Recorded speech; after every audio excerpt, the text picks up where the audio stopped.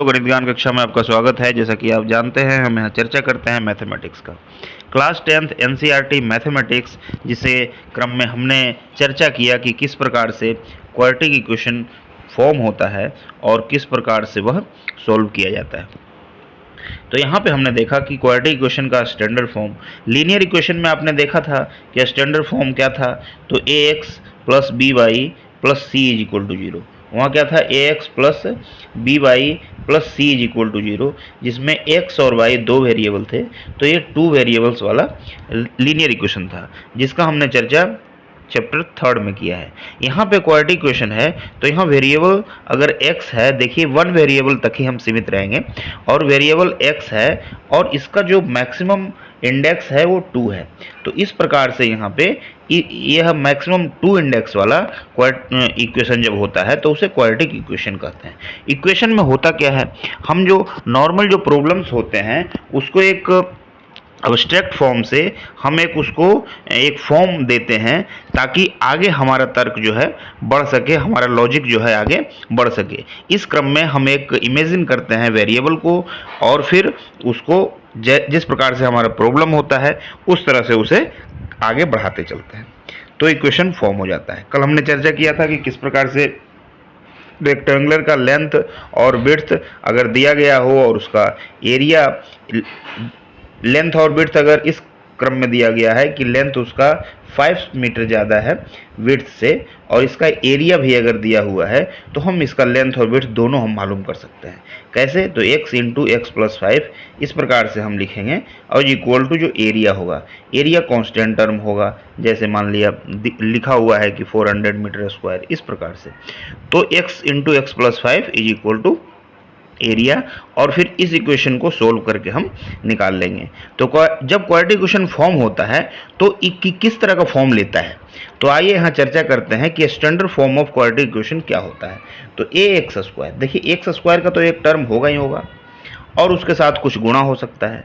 तो a x square, ए को इस एक्स स्क्वायर का कोफिशिएंट बोलेंगे, और पूरा का पूरा अगर क्वाड्रेटिक इक्वेशन को देख लें तो ए एक्स स्क्वायर और एक एक्स का टर्म होगा, तो बी एक्स और plus c is equal to zero.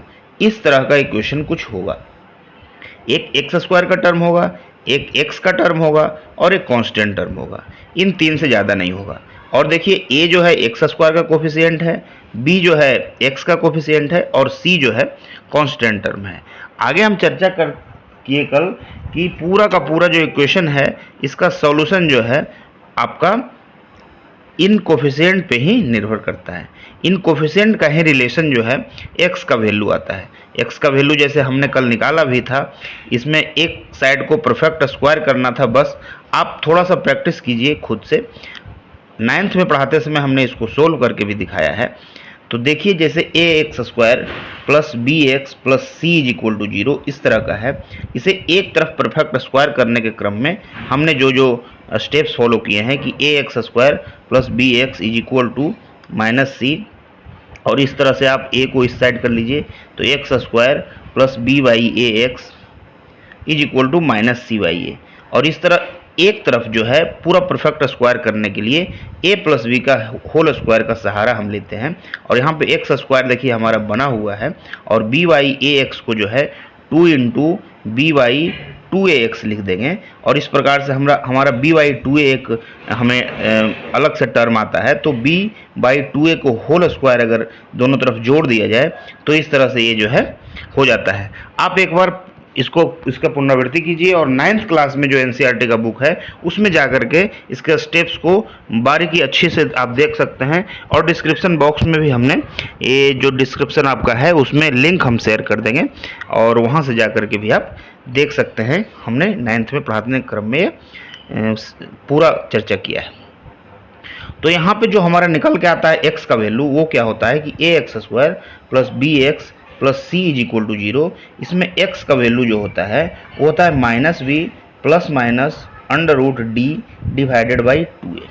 अब ए बी सी तो था, डी क्या आ गया, तो डी यहाँ क्या आ गया, डी आ गया बी स्क्वायर माइनस 4ac।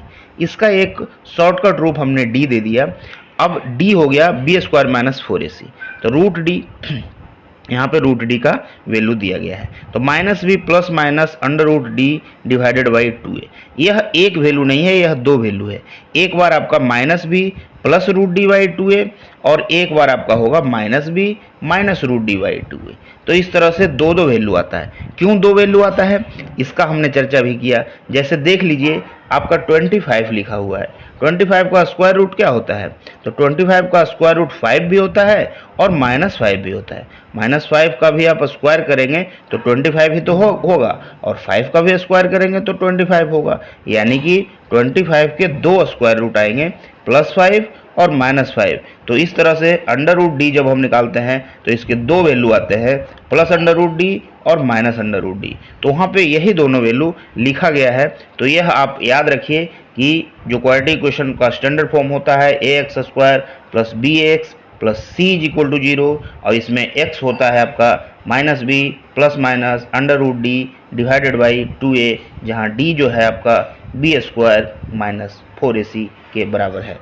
तो ये ध्यान रखने से आप पूरा क्वाड्रेटिक इक्वेशन को अपने बस में कर सकते हैं।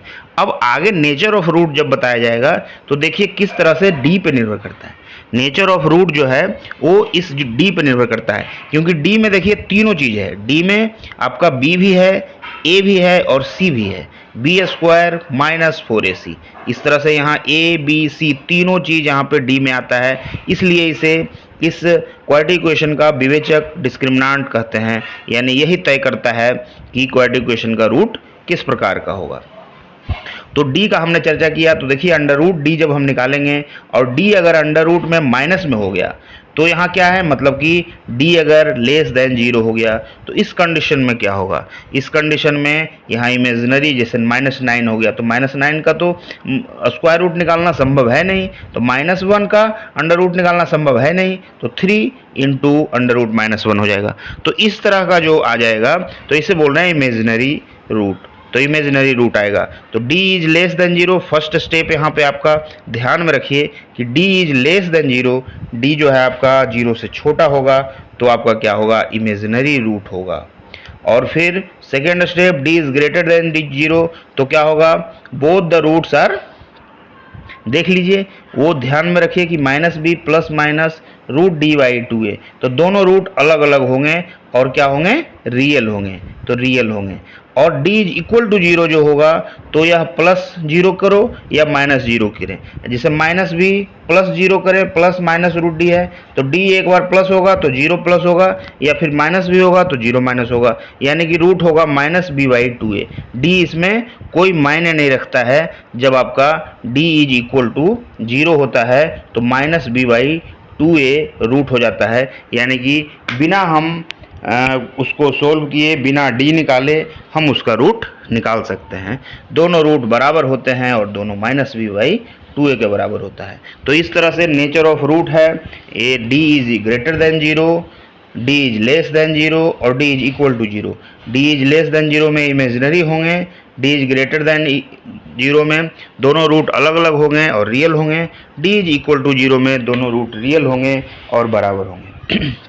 तो इन चीज़ों को आप ध्यान में रखिए, आगे जब पढ़ते जाएंगे तो ये सब आएंगे। यहाँ पे देखिए एक्सरसाइज 4.2 आपका दिया गया है, जिसमें है कि find the root of the following quadratic equation by factorisation method.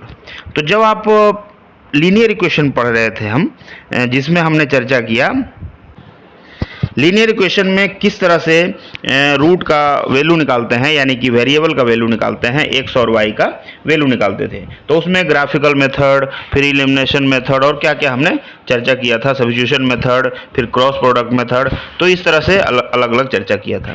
यहाँ क्या है, यहाँ पे रूट निकालने के लिए ये आपके पास इक्वेशन दिया गया है। तो इसे अगर दो फैक्टराइजेशन के रूप में हम लिख सकें, जैसे कि आपके पास एक सिंपल सा सवाल दिया जाए कि दो कंसेक्यूटिव नंबर है, तो एक तो x हो जाएगा और दूसरा x+1 हो जाएगा।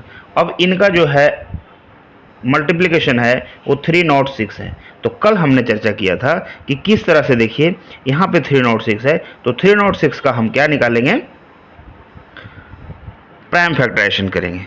ये देखिए 2 से कितना हो जाएगा तो 153, इस तरह से फिर 2 से 3 से करेंगे तो हो जाएगा 51।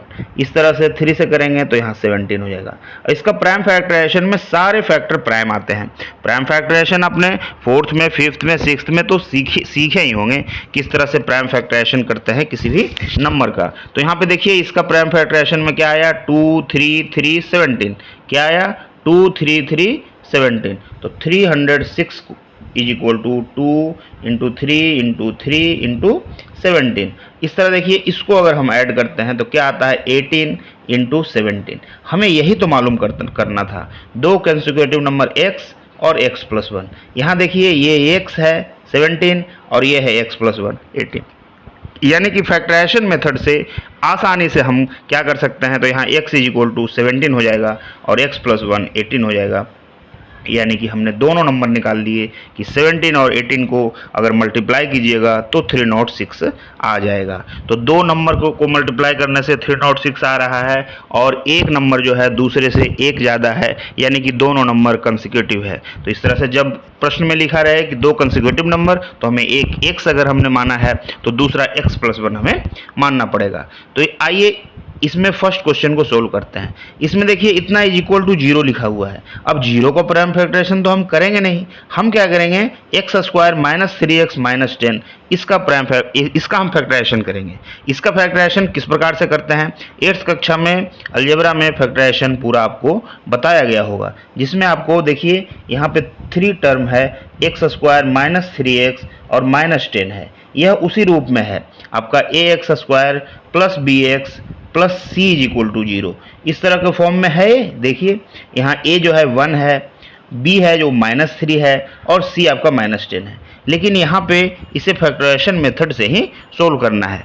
अब यहाँ पे अगर x का वैल्यू है रूट वाला तो -b plus minus root d by 2a, वैसे करके आप a b c का मान आप रख देंगे, d निकाल लेंगे पहले, b स्क्वायर माइनस 4ac, तो वैसे भी सोल्व हो जाएगा और आंसर वही आना है। लेकिन यहाँ पे हमें फैक्टराइजेशन मेथड से सोल्व करने को बोला गया है, तो हम क्या करेंगे, इधर लेफ्ट हैंड साइड का फैक्टराइजेशन करेंगे। तो फैक्टराइजेशन विधि क्या है कि फर्स्ट और थर्ड को क्या कीजिए, मल्टीप्लाई कीजिए। तो फर्स्ट में यहाँ a क्या है, a है 1 और c क्या है तो -10 है, तो कितना आ जाएगा, 10 आ जाएगा। फर्स्ट और थर्ड को मल्टीप्लाई करेंगे तो -10 आ जाएगा। तो इसके 10 के बारे में विचार कीजिए। 10 को इस प्रकार से दो अलग अलग फॉर्म में तोड़िए कि 3 आ जाए। तो 5 इंटू 2 देखिए 10 होता है, यानी कि गुणा करके तो 10 होना चाहिए, लेकिन उसको जोड़ें या घटाएं तो फिर बीच वाला टर्म आना चाहिए। तो देखिए -5 और +2 मिलके -3 बनाएगा।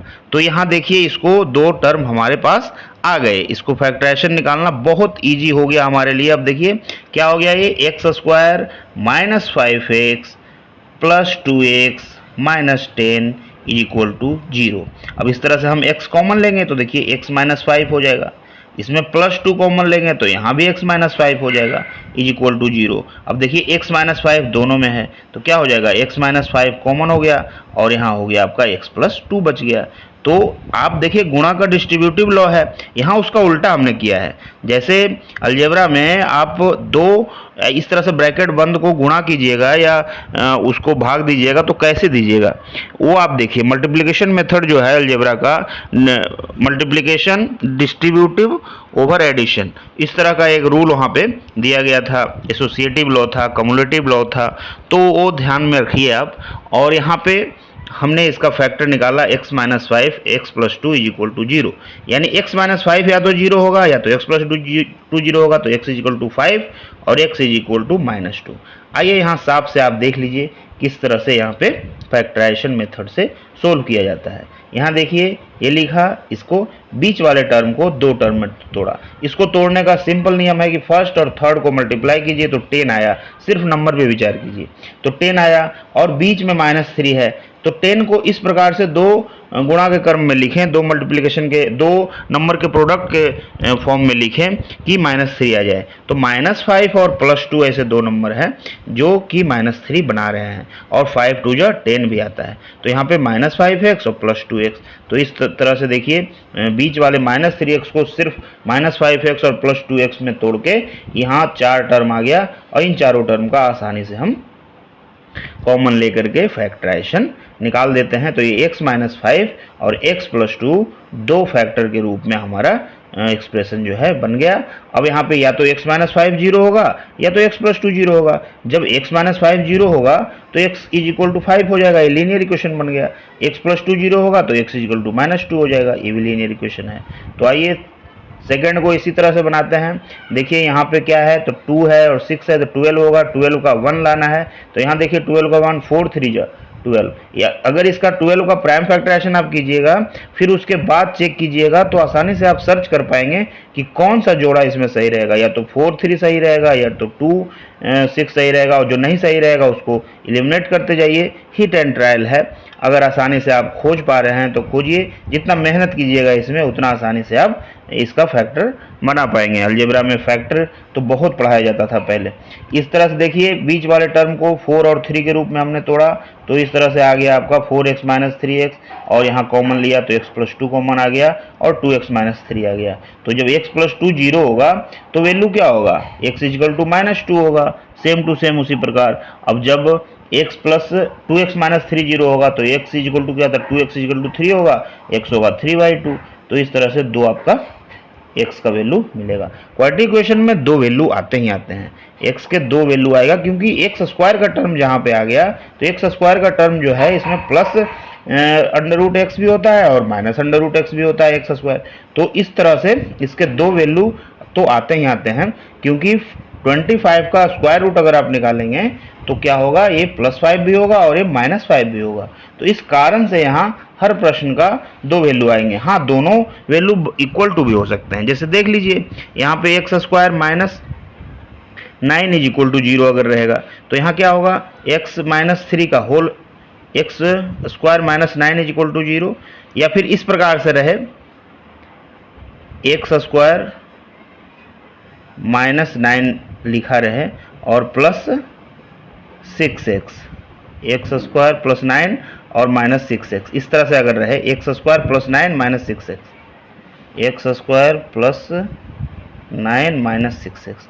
अब देखिए इसको इस फॉर्म में आप लिख सकते हैं कि x square minus 6x plus 9 is equal to 0। अब इसे 2ab x square minus 2 into x into 3 और प्लस 3 स्क्वायर, तो ये हो जाएगा x माइनस 3 के होल स्क्वायर। तो इस तरह से जब लिखेंगे तो क्या होगा, x minus 3 into x minus 3, ये फैक्टर हो गया आपका। तो x इक्वल टू 3 और x इक्वल टू 3, यानी दोनों रूट इक्वल टू हो गए। तो ये थर्ड कंडीशन जो हमने d का बताया था कि d इज इक्वल टू 0, तब क्या होता है, थर्ड कंडीशन में दोनों रूट इक्वल होता है, यानी कि x is equal to plus minus b plus root d by 2a की जगह पे क्या हो जाएगा, माइनस बी बाई 2a हो जाएगा।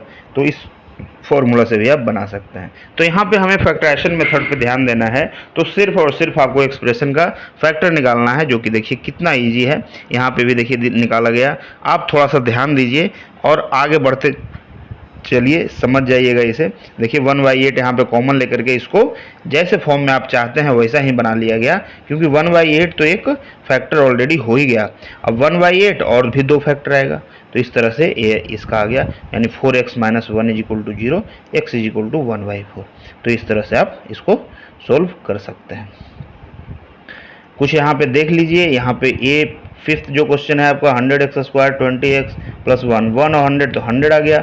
100 का ऐसा करें कि 20 आ जाए, तो 100 का 20 10 10 या 100 होता है, तो ये 20 हो गया, माइनस 10x, इस तरह से आपका 10x माइनस 1 इस तरह से आपका हो जाएगा।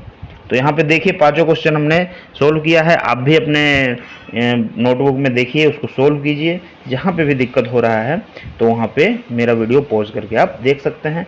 अब क्वेश्चन 2 लेके आएंगे अगले वीडियो में, तब तक के लिए नमस्कार।